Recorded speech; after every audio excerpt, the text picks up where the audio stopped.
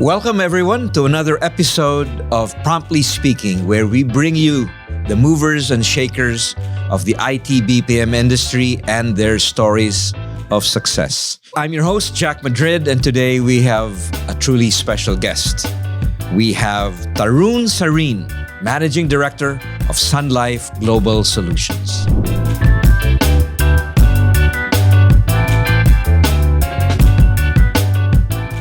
I'd like to welcome Tarun Sareen, industry leader and managing director of Sun Life Global Solutions, who happens to be a good friend of mine. So welcome. Thank you so much, Jack. It's great to be here.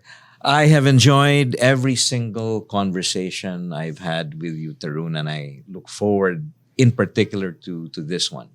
Thank you so much, Jack. Likewise, it's been just great interacting and sharing and exchanging thoughts and notes.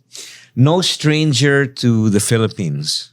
You've been here quite a number of times, and I thought I'd first start off with a question on, both India and the Philippines have many things in common, but also some differences with the stark difference in, some cultural background and practices and values. So I'd be very interested to learn about what some of those similarities you see, and maybe some differences as well, just off the top of your head. So you have invited me to be with you here on a very significant day. We have our All Managers event going on. It's called Aruday, and Arao stands for, I may not be pronouncing it perfectly, stands for the sun in Filipino language, and Uday in Sanskrit / Indian language stands for rise. So Aruday stands for sunrise, and it's about managers and all of us getting together and planning the year, the strategic direction and the strategies together. And this has been a tradition as well. So it's really India and Philippines, because I lead Sun Life Global Solutions, which is primarily in India and Philippines. We surely have a small team now, started Vietnam last year, but it's predominantly been about India and Philippines coming together to make a difference for Sun Life. So that's the event that's happening today. And I think there's so much similarities between the two heritages. We all care about family. We all care about doing great work. Work is an essential part of our lives. We all care about honesty, integrity, and living life to the fullest as well. And both the nations, in my mind, are continuing to be ambitious in a good way about creating their own niche in the world. I think that these are some very common elements. I frankly don't see too many differences. I don't. I think there's some nuances. One difference I do see is I see so much joy in the Philippines. I also admire and respect that many folks in the Philippines create the right boundaries as well between work and life. They want to do both, do justice to both.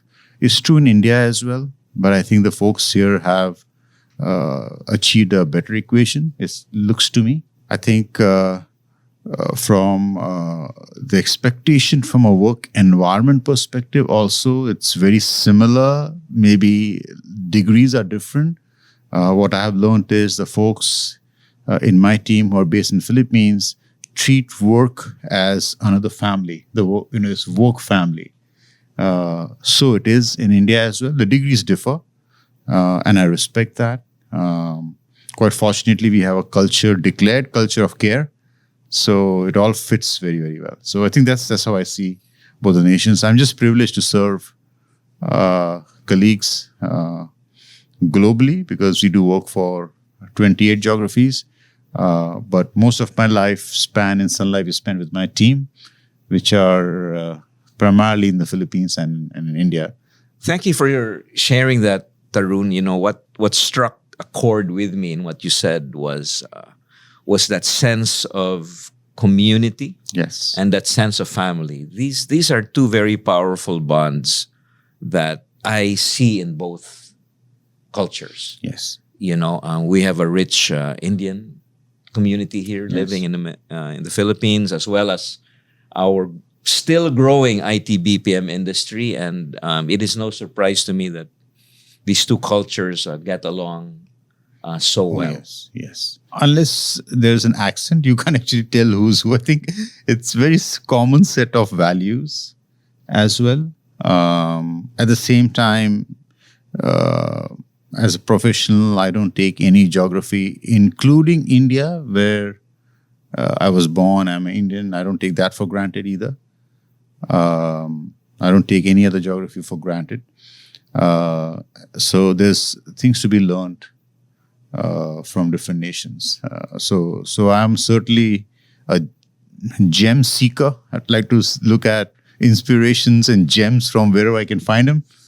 And there's just so much to learn from different nations. Yeah. Well, I like that term, gem seeker. I was because my next question had to do with your journey, and so that's an interesting start. I hope that you find more diamonds in the rough. Even though my bank balance may not go up, Jack, but my the heart equity and hopefully the mind, the spiritual equity goes up, and you just look at gems across humanity. Well, I remember our first conversation, Tarun. We did talk about spirituality. Yes, and I think maybe we can something that I want to ask next is really when you look back and connect the dots backward as you look on your career. Did you ever imagine at the outset of your career that you would be doing what you're doing now here, doing what leading and building great things across all of Sun Life's customers across the world? It's certainly a privilege to be able to do whatever we can for them. 85 million clients and counting. Our work touches a lot. I don't know how many, but a lot of these clients. Looking back, Jack, I felt, and this is really coming from my heart, I felt an intense fondness and love for the world. It's probably the environment, the family environment in which I was raised. I was constantly making friends to the extent that my mom used to get worried as to go out and get strangers home for lunch, go out with people never met before. I just make friends everywhere and go to a local orphanage and teach. So I think something to do with my family. I think it's been a blessing to have been brought up in this family and environment where I just felt a lot of love for the world. I would go to the school and volunteer for any activity I possibly could do for the teachers and so on and so forth. I think the ambition piece came in as I realized what my grandmother, great-grandfather, grandfather, my dad were doing. I just saw so much leadership in the family and fearlessness.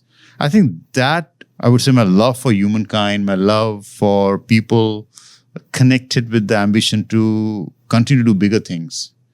I did not know what that might lead to. But being a kid, I started dreaming about being a CEO. I started dreaming about being a president and a prime minister. So I did have those kind of dreams. I don't know if I thought I'll reach them. But as a kid, dreams, 6, 7, 8-year-old, that has stayed with me until now. Right? So it was what middle did you class. When you were 6? When I was 6, I wanted to be the prime minister of India. I don't think I have a political bone in my body, but it was about how can I do the maximum good. It wasn't really driven from a self-ambition standpoint. So certainly I don't have the self-ambition for it. I'm sure I don't have the talent for it.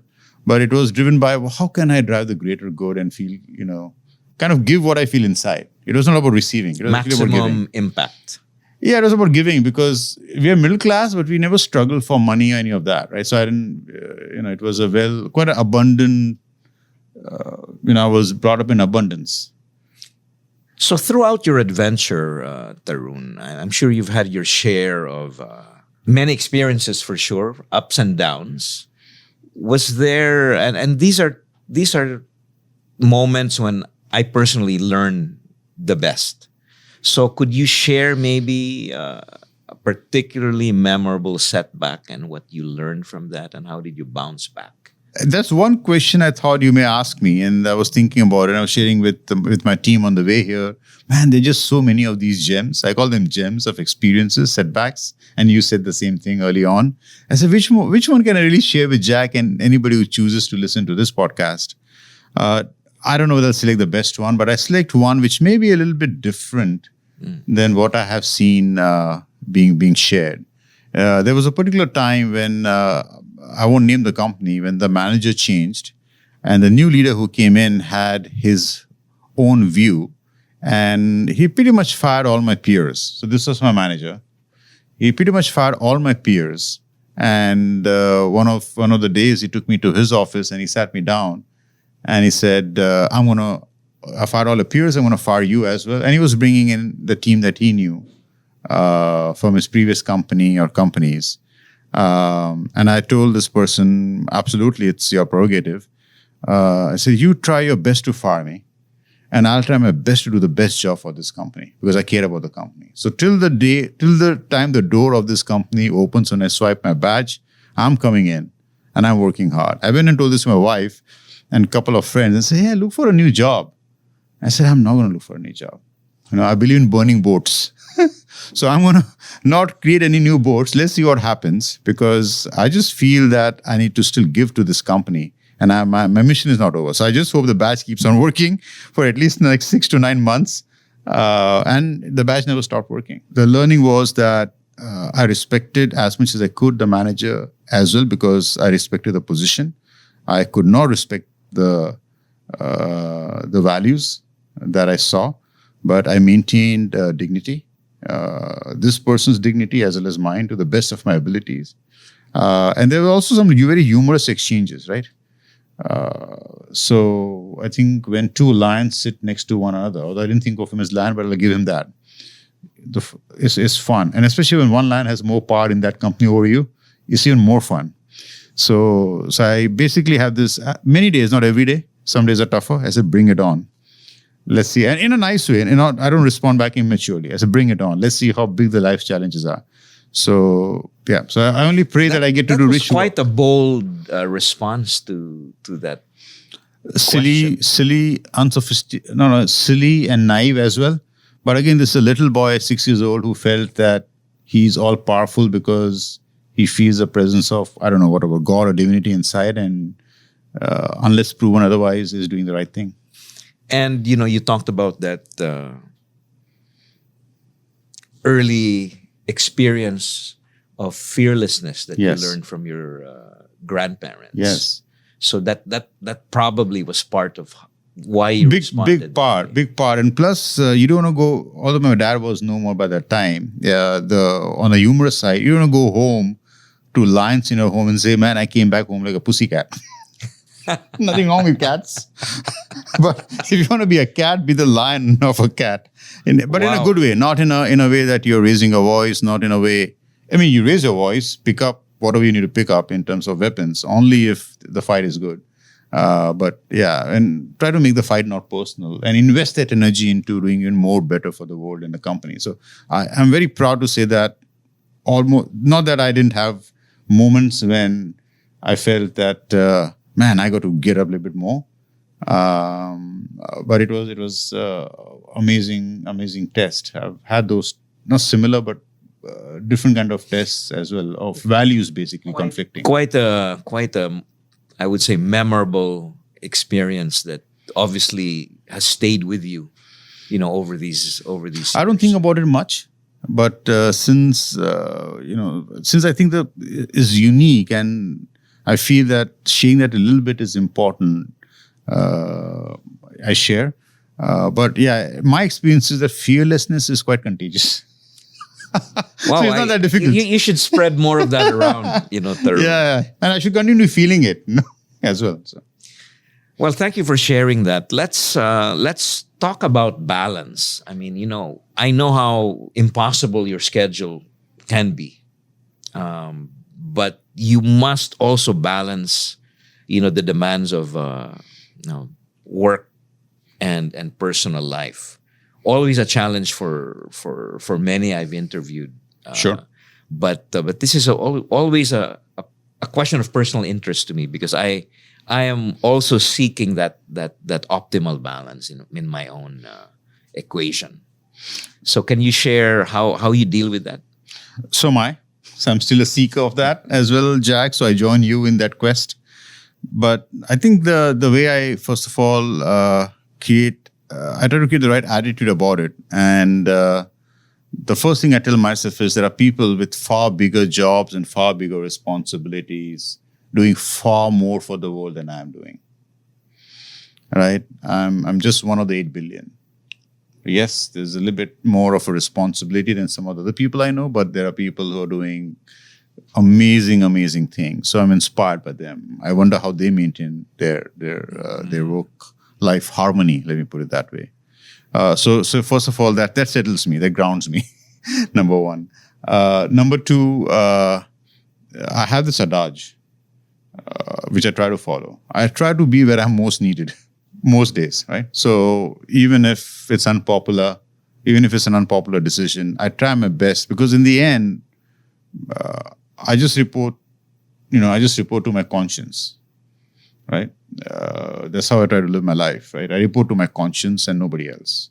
I don't report to family. I don't report to my manager. I mean, I do as part of certain roles I play, but ultimately as a human being, I only report to, I believe in God. So either God or my conscience. So with that as a grounding principle, I try to be where I'm most needed. Shame on me if I'm not where I'm most needed. And sometimes family needs you far more than work. So you spend the time there. And sometimes work and people at work need you far more. Your clients need you far more. You spend time there. If there's a conflict, you have to choose. Again, be where you're most needed and most wanted, where you're irreplaceable. Many times that's in a family setting. And I've paid a price for it both ways. Sometimes, but I want to your point, continue making sure that I'm taking the right calls on a very regular basis, Jack. And what I bring to this equation is my quest is to be superbly fit. Because if I'm superbly fit, I can get by with 4 hours of sleep. I can get by with a long night, all-nighter, and still do my duties. Wow. So that's where the fitness piece comes in. Thank you for sharing that. That's I thought that was a great response that I'm sure our listeners would appreciate. Hearing. On a related note, can you describe, Tarun, and this might be a little bit tough, the most challenging decision you've made that you can share with us today? There are quite a few. And in fact, the more challenging and difficult the decision, the more you're taking responsibility in this world.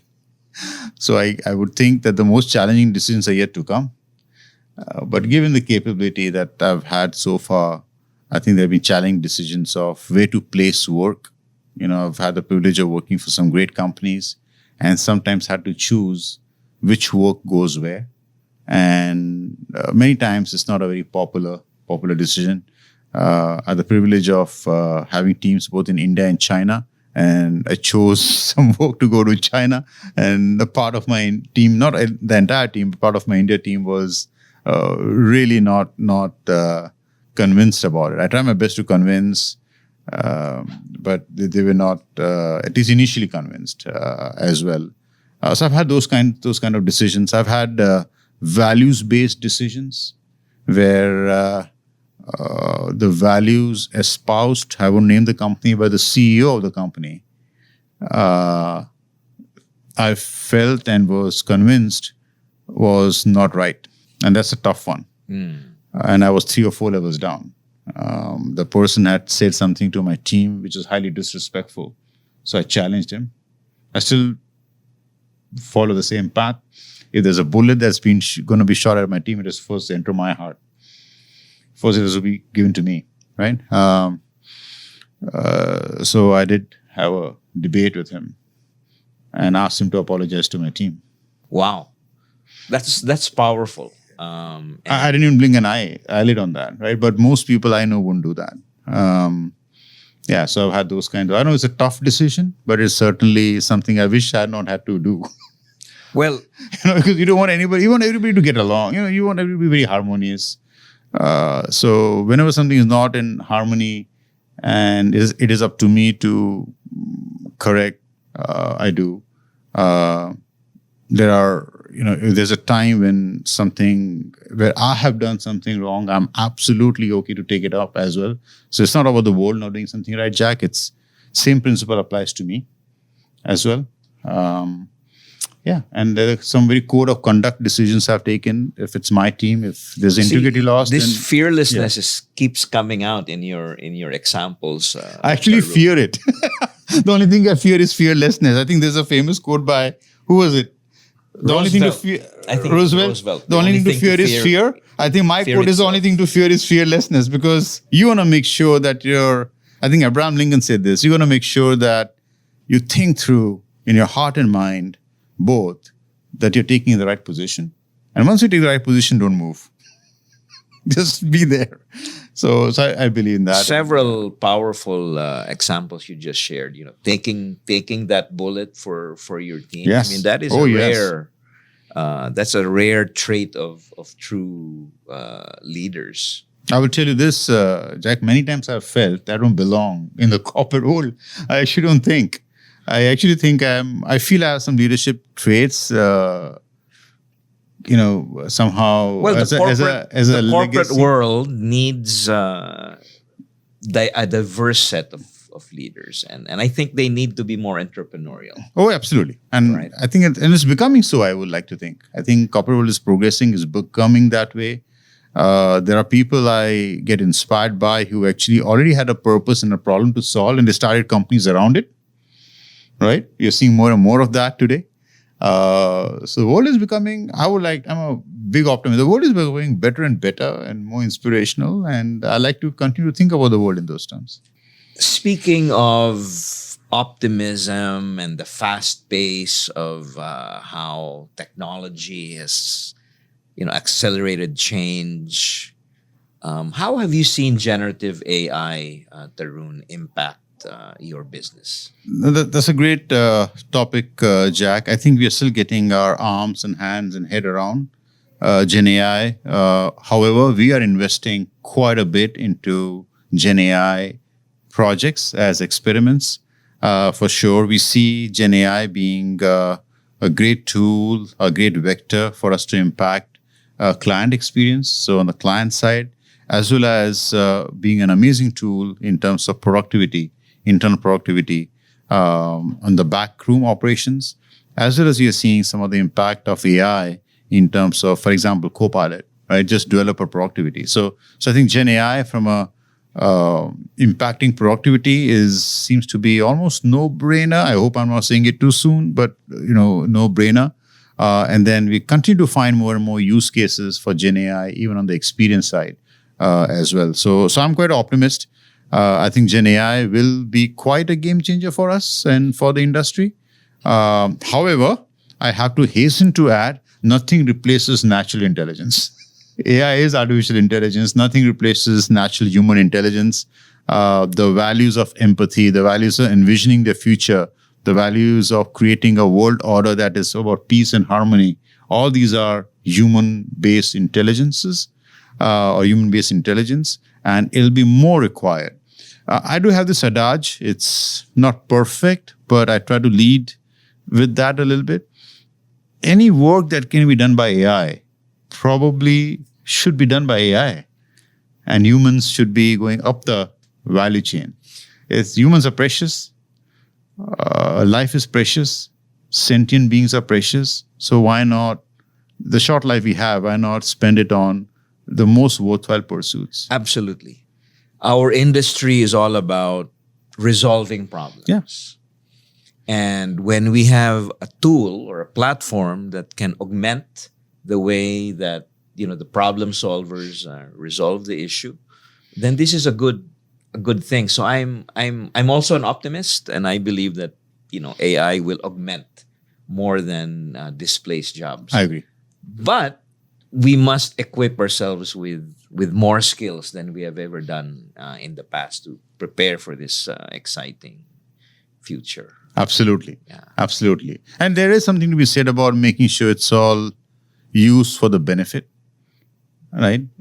We don't want the bad actors or bad behaviors or badness propagated by AI, bias, for example. So obviously you got to watch out for that. But that's true of any tool. Fire, for example, right? Can be used for cooking, can be used for bombing something. So let's cook some great food here. Absolutely, Tarun. Moving to your extensive experience with global capability centers and other centers of excellence, can you share some gems for how you have built and led teams across different regions and cultures that you mentioned earlier? I think the thing that I try my best to keep my life as simple as possible. So one word that guides my actions and behaviors, I would like to say fully and by and large, is respect. To me, respect is a very big word and a very deep word. So, and the second is, you could say, principles, right? So I think the principles, leading with a certain set of design principles that are respectful, is very important when you're working within one geo or multiple geographies. I really envy, just to branch out on a site-related topic, I really envy people who learn the language, for example, or different geographies they work in. I don't have that as a very easy skill, so I stay away from that. The only couple of languages I've used in my life to get by so far, 5 decades on this planet. Not that I don't want to learn more, I may. I'll try if absolutely needed. I will have an open mind to that. But to me, leading with respect, leading with great intent, leading with goodness, being open, really trying to understand, and being authentic. Right. So if I go to a geography where I can't understand the accent or they don't understand me, I change to the effect that people can follow me, and I ask questions so I make sure I can follow them more, actually. So I think there's some just basic human principles, and then some great design. So GCC, we always talk about end-to-end work. We talk about empowerment. So if you're starting up a new geography and it's up to you or your team, then what works, what is a principle for Canada should be the same principle for Vietnam, should be the same principle for Philippines or for India. So principles remain the same. If the execution has to differ, then there has to be a good rationale for that. So I put it this way, right? It's probably a different answer than you may expect this from me, but maybe a different answer than most folks would expect. I never want anything on my conscience as a leader. I try my best not to have that.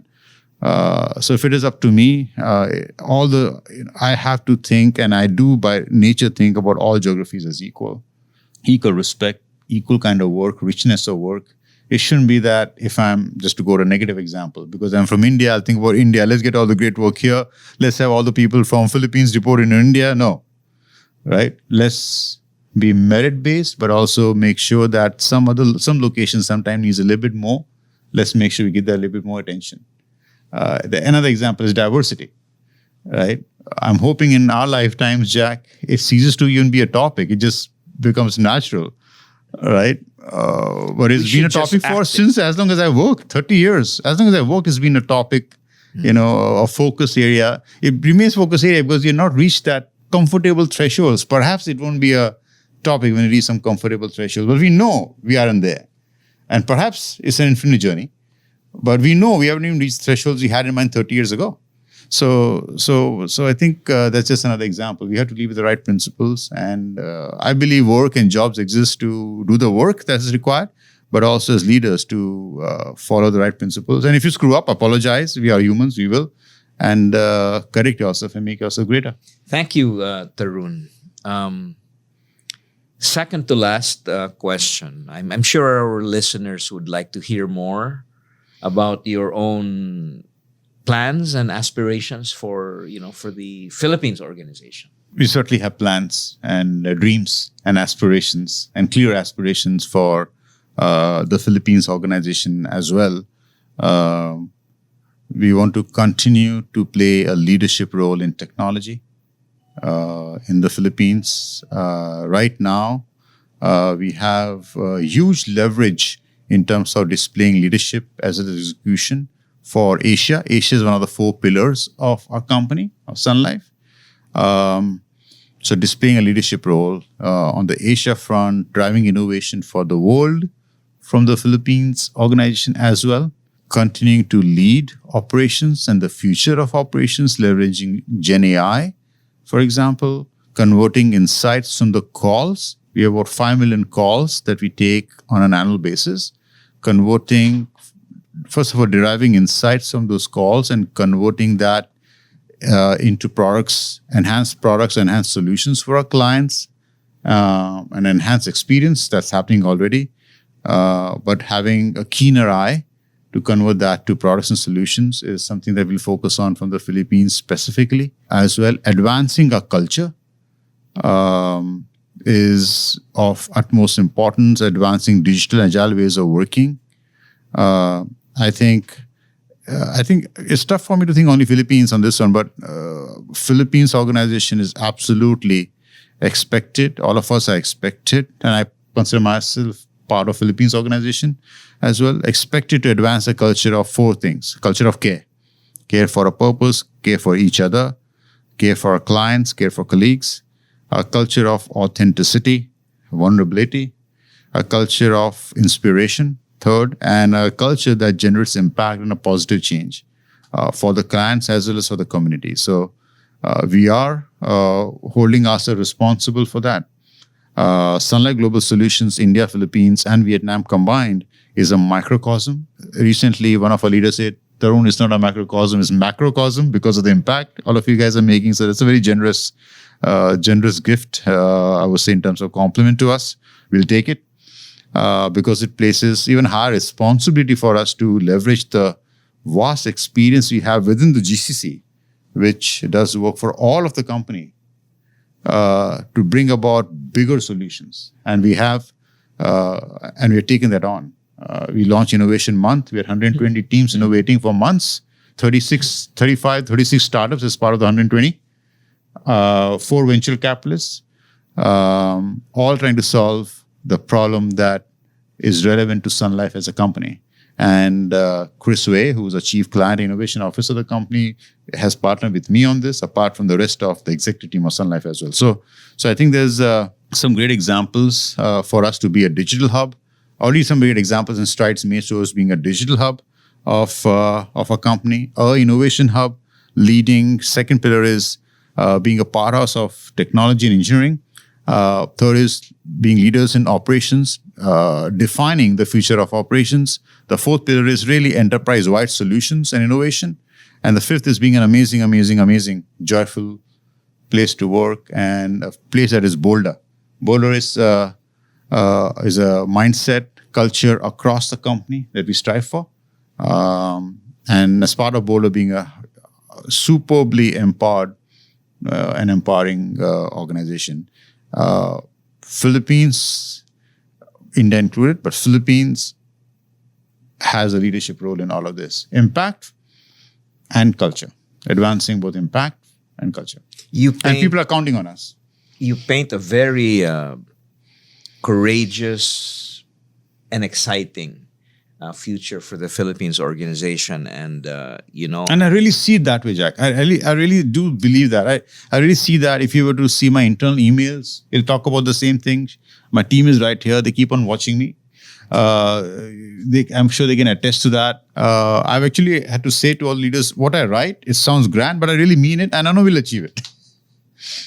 Well, it sounds like you are building an organization where you can really embark on a long-term career, and sometimes for our industry here, it's a challenge, and we're in the middle of a rebranding initiative for the industry. But thank you for leading the way with that exciting vision that you've just painted. It's mainly my team leading the way, Jack. Let me correct. It sounds like that, but I'm representing my team when I say even I. So it's really my team leading the way, and they sometimes take me along. Well, I think both are very lucky to be working on this closely. I do have a last question, Yeah. and this is one for aspiring leaders, since we want them to be inspired by you. What gems of advice would you give on leading a value-centric and inspiring work environment? What would you say to young people who are about to start their career? I feel it's time for me to learn from them. So I keep myself relevant, but I'll shed my I won't say humility because I'm not that great, so I can't be humble. There's a saying I really like: "Don't be humble, you're not that great," and it applies to me for sure. I think we're all wanting to be great, right? I really think of leadership as, if I may be given that, if I may allow that analogy in a positive light, in a positive way, is a sport. You got to continuously be at it and practice it and want the best. So I can just share what I try my best to follow, but I invite all the aspiring leaders to craft their own journey. Learn from everybody, but use their own heart and mind. It'll guide you the best. I would say just want the best of everyone. Want the best. Want the best of everyone. Something you and I were speaking just before we started this podcast. Win, win, win. Let everybody think about win-win for everyone. Try to always solve that equation. Keep I won't say take the high road. That's not what I want to say, but elevate everything. Convert even simple moments into positive moments and joy moments, right? The world needs more joy for sure. It'll always need more joy, it looks like. The world needs more goodness. Just be a force of goodness, and that's it. I think that's what I try to be. That's very inspiring, Tarun. Be a force of goodness. Well, we should all aspire for that. Before we wrap up, I do have some rapid fire questions. Oh God! All right, God help me. So are you ready, Tarun? I'm ready. Go for Okay. it. I may not be ready, but go for it, Jack. Out of respect just for answer whatever Since comes up respect is first one of in your my mind. since respect is one of my top values, I have to give you whatever you ask me. So go for it, Jack. What's the favorite app in your iPhone? What's my favorite app in my WhatsApp? Of course it would be. Wine or And whiskey? Outlook maybe, but WhatsApp even more than that, I think. Okay. You're so serious. Wine or whiskey? Neither. I knew that about you. Already on a high. Coffee, I think. Okay, fair. Favorite cuisine? Actually, my favorite cuisine is Mexican cuisine. Oh, interesting. If you had a superpower, what would it be? A real answer, superpower, would be enlightenment. A spiritual Spiritual person enlightenment, indeed. because I just want to experience. So I'll put it this way, right? I don't know if you heard it put this way, but put it this way. Why should Buddha, Christ, and such people have all the fun? Why shouldn't it even be us? I'll remember that. What is the one Tagalog word that you have learned and remember? None.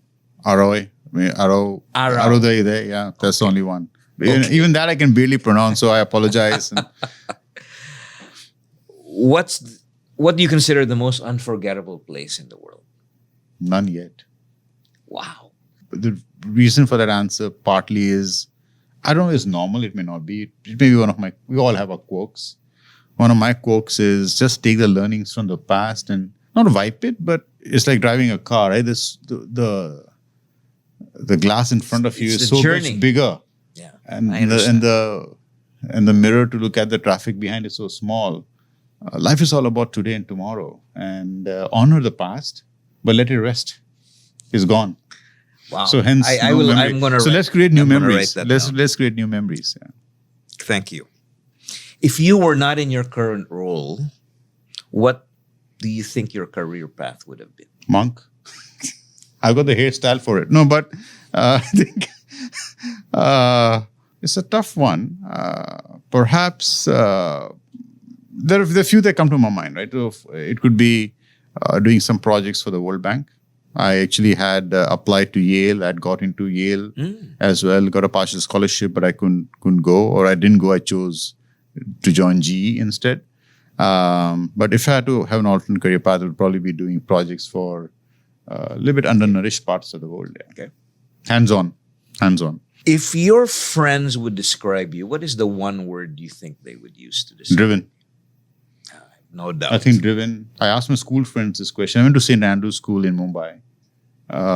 Most of my education has been in Jesuit schools. I don't think it's by design. It just happened that way. And so St. Andrew's School. And I asked them, how do they remember me? I asked my college buddies, and we are on WhatsApp, luckily, thanks to WhatsApp, right? I think that's how they drive me, driven, leadership, because I used to be the school captain, class monitor, school captain, those kind of things. My parents used to be called as chief guest because I was a high performer. I used to win almost all the scholarships. So I think because of all of that, they think of me as probably driven or... luckily, they're not use the word achiever for me. Because I still don't think I've achieved. I'm not saying this to sound good or bad, or my heart doesn't tell me I've achieved much. So I think life will change going forward to contribute more. Yeah. One lesson you learned from your parents? A big one for me is the biggest lesson. I think about it every day. I think I'm over obsessed. I think sometimes I got to chill down. Leadership. Be responsible for yourself. Be responsible for, obviously, your family. Take as much responsibility as you can. Keep on growing as a person. Be more capable. So I think that drives my hunger for books and learning and insights. Because I think the more capable I am, the more I can serve. The more fit I am, the more work I can do. So lead yourself, lead family, lead whatever else you get. But don't lead over others. So I think the biggest lesson I got from my parents actually is taking responsibility. Last one, Tarun.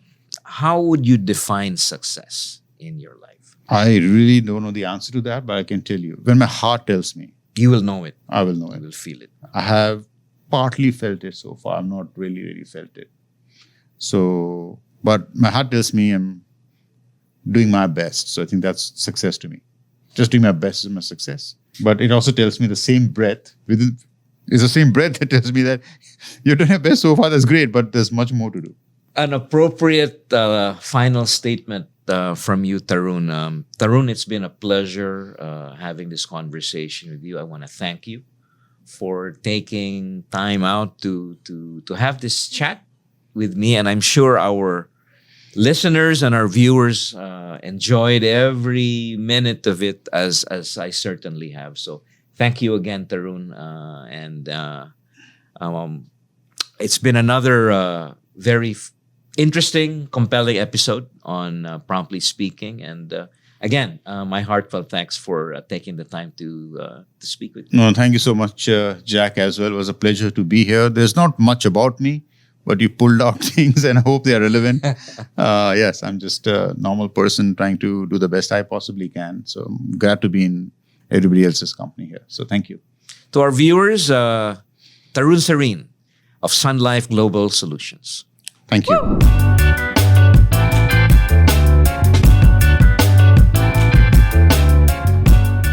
Thank you for tuning in to another episode of Promptly Speaking. We hope you enjoyed our episode today, and I hope to see you at the next one.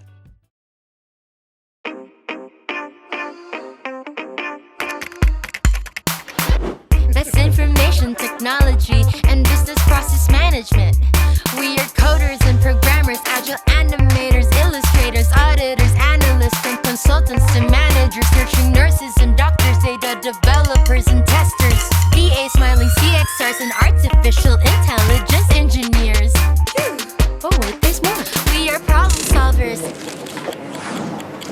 and number crunchers. We speak in several languages, including Java, Python, Python, and so on. And on and on and on. We create heroes and villains. We gain experience and level up in life.